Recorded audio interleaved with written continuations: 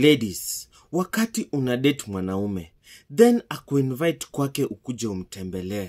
Ukishafika tu hivi anakupeleka direct kwenye bafu.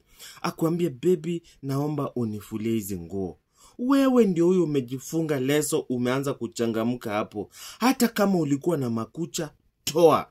Zile makucha mrefu, toa. Kama ni mrefu kama hii yangu, kata. Yani ubaki natural kama msichana kienyeji. Kama ulikuwa umevaa wig, tupa huko kando. Wewe ingia pale kwenye bafu, anza kufua. Fulia huyo mwanaume.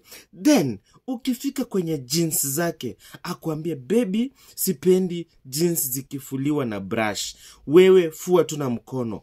Anza kusugua hizo jeans na make sure zimeng'ara, kwa sababu mke mwema hufua na mikono tu, si brush. Brush uharibu nguo. Then maliza kuosha hizo nguo, ingia pale jikoni, anza kuosha vyombo. Osha vyombo, sugua sufuria kabisa na ziweze kung'ara.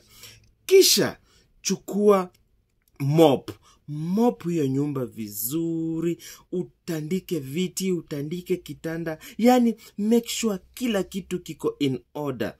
Then kama hauna pesa kwenye simu, fuliza na ama uokoe. Nunua chakula, mkule kwa hiyo nyumba. Kisha ukimaliza hayo yote, chukua vitu zako, urudi kwako. Na umwambie baby, nakupenda sana. Yani ukifika kwa mwanaume na umfanyie hivyo vyote, huyo mwanaume hawezi akakucheat.